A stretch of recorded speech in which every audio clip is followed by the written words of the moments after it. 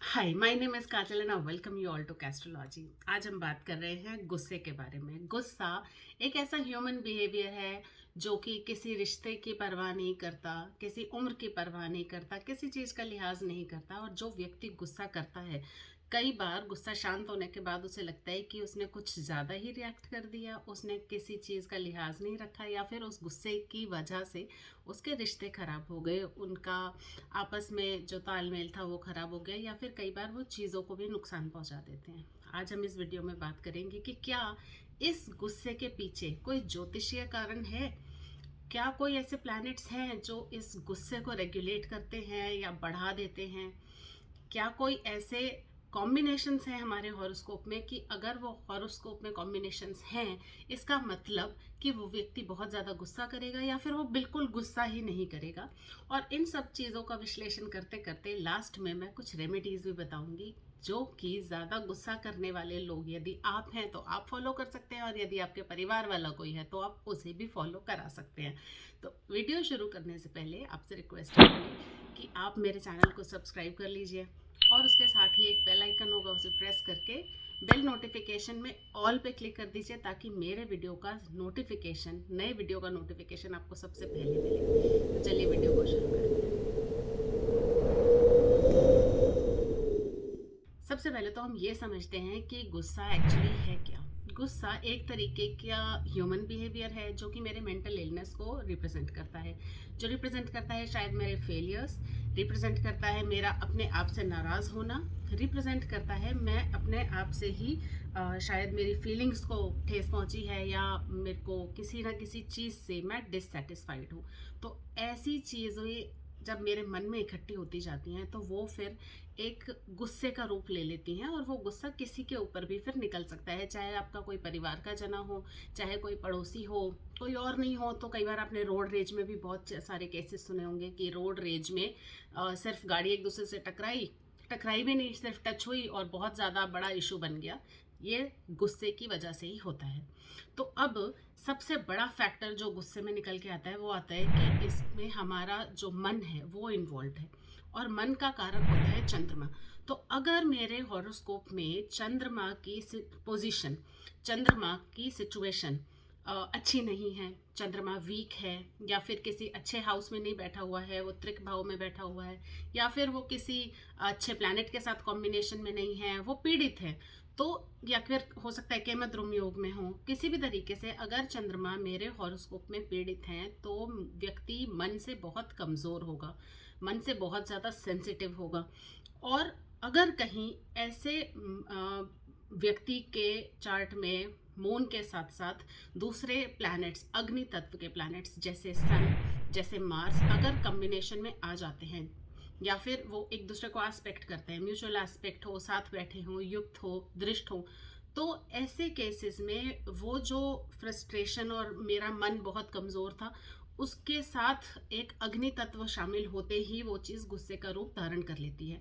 साथ ही साथ ये जो गुस्से का रूप है ये बाहर कैसे आएगा, ये वाणी के रूप में बाहर आएगा। तो कहीं ना कहीं मरकरी भी जिम्मेदार है मेरे गुस्से के लिए। तो गुस्से के लिए हमने तीन चार प्लैनेट्स बेसिकली बताए, जिसमें होता है मून का स्थिति देखना, मरकरी की स्थिति देखना, मार्स और सन की स्थिति भी देखना। तो इन प्लैनेट्स से हम पता लगा सकते हैं कि व्यक्ति को गुस्सा आता है या नहीं आता, या आता है तो कितने लेवल का आता होगा और कितना फ्रिक्वेंटली आता होगा। अब इसके साथ साथ कुछ ऐसी चंद्र राशियां भी हैं, कुछ ऐसे मून साइंस भी हैं जिनका मूल तत्व में ही गुस्सा छुपा हुआ है, या फिर वो बहुत ज़्यादा गुस्सा करते हैं। तो वो राशियां कौन कौन सी हैं? वो है मेष राशि, वो है वृष राशि, मिथुन राशि, सिंह राशि, धनु राशि और मकर राशि। तो ये 6 ऐसे मून साइन हैं कि अगर ये मून साइन के लोग हैं ये जनरली गुस्सा ज़्यादा करते हैं। इंग्लिश में बताना हो तो ये हैं एरीज, टॉरस, जेमिनाई, लियो, सैजिटेरियस और कैप्रिकॉन। इसके अलावा अगर मैं लगन की बात करूं, अगर मैं आपके असेंडेंट की बात करूं, अगर आप अपना हॉरोस्कोप देखें तो उसमें जो पहले हाउस में नंबर लिखा हुआ है, तो अगर वो अग्नि तत्व को रिप्रेजेंट कर रहा है, यानी कि वो वहाँ पे या तो 1 नंबर लिखा हुआ है, या फिर वहाँ पे 5 नंबर लिखा हुआ है या यहाँ पे 9 नंबर लिखा है। तो अगर ये 3 असेंडेंट्स में से कोई एक असेंडेंट आपका है या आप जिसके गुस्से से परेशान है उनका है, तो उनके भी मूल तत्व में बहुत ज़्यादा गुस्सा होता है। और रीज़न हो सकता है ज़्यादा गुस्सा करने का कि जनरली देखा गया है कि जो व्यक्ति दोपहर को जन्म लेते हैं, जब सूरज बहुत अपने सबसे ज़्यादा गर्मी के स्टेट पे होता है, प्रचंड रूप से गर्म होता है, तब भी व्यक्ति के बिहेवियर में गुस्सा ज़्यादा होता है। इसके अलावा ये भी रीज़न है कि जब आपके चार्ट में, आपके कुंडली में अगर मंगल नीच का हो जाए, नीच का मतलब वो कर्क राशि में बैठे हों, तो मार्स इन कैंसर साइन या मंगल बैठे हों कर्क राशि में, तब भी व्यक्ति बहुत ज़्यादा गुस्सैल प्रवृत्ति का होता है। इसके साथ ही अगर वो बैठ जाए किसी ऐसे त्रिक भाव में, तो भी व्यक्ति बहुत ज़्यादा गुस्सैल होता है। तो ये तो कुछ कॉम्बिनेशंस ऐसे थे जिससे कि हम पता लगा सकते हैं कि एक व्यक्ति कितना गुस्सा करता होगा या फिर उसके गुस्से की जो इंटेंसिटी है वो कितनी होगी। इसके अलावा एक और प्लैनेट है जो बड़ा ही जादुई रूप से काम करता है, उसका नाम है राहु। राहु कहीं इस कॉम्बिनेशन में रोल में आ जाए, अगर वो सपोज मार्स के साथ मून डायरेक्ट एस्पेक्ट में है और उसके ऊपर कहीं ना कहीं राहु का एस्पेक्ट आ जाए या राहु का कॉम्बिनेशन आ जाए या राहु की दशा या महादशा हो, तो वो बड़ा इंटरेस्टिंगली काम करते हैं कि ऐसे केसेस में वो उस व्यक्ति को बहुत ज़्यादा वॉयलेंट बना देते हैं, वो हिंसात्मक रूप से बहुत ज़्यादा एक्टिव हो जाता है, वो अपने जीवन का नुकसान कर सकता है, वो दूसरों के जीवन का नुकसान कर सकता है।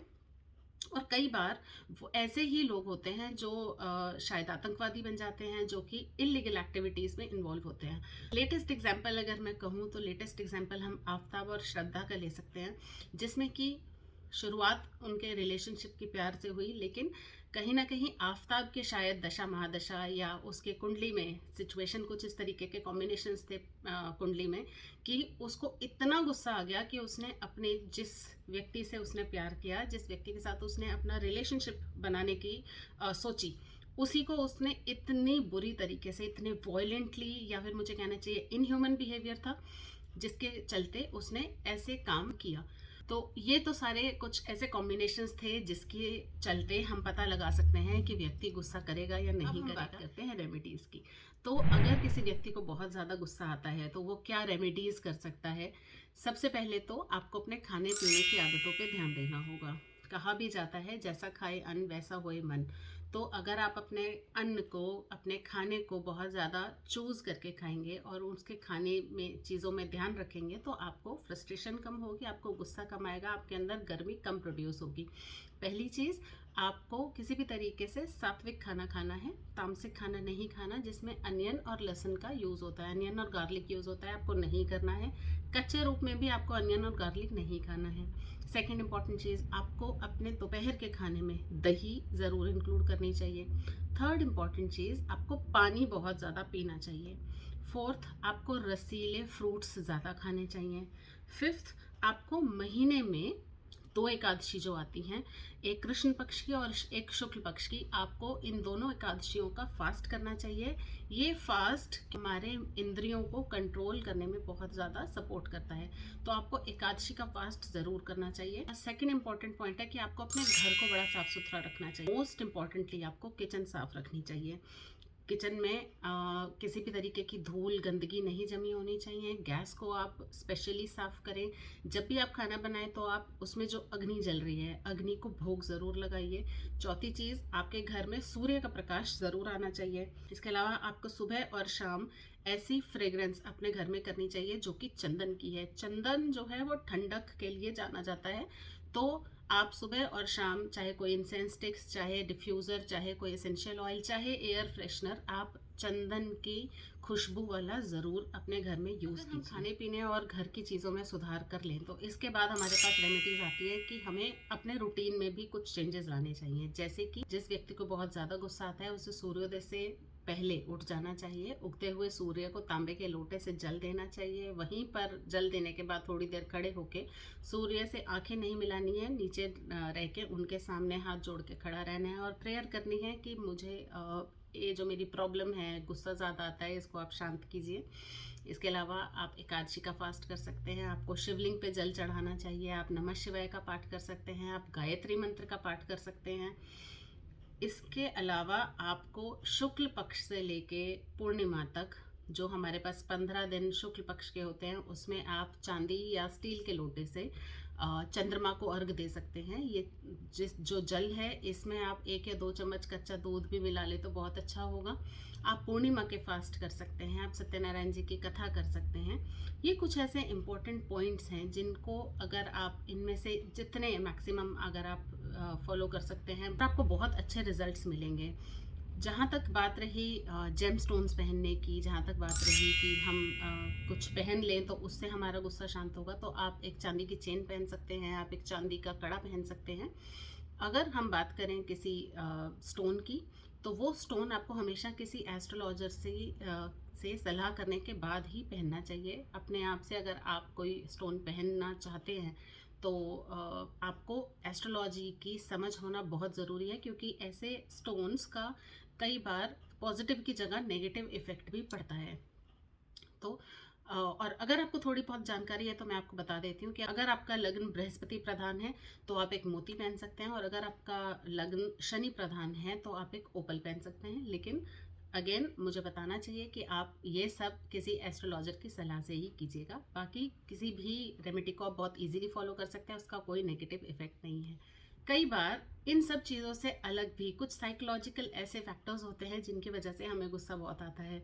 मैं कोशिश करूँगी अगले वीडियो में आपसे इन्हीं साइकोलॉजिकल फैक्टर्स के बारे में बात करूँ जो हमारे रिलेशनशिप को बिल्कुल ख़राब कर देते हैं। आई होप कि आपको इस वीडियो में बहुत ज़्यादा यूज़फुल चीज़ें अपने लिए मिली हैं तो आप प्लीज़ कमेंट करके मुझे ज़रूर बताइएगा। मैं मिलूँगी आपसे अपने अगले वीडियो में। Till then be logical, avoid superstition, follow astrology.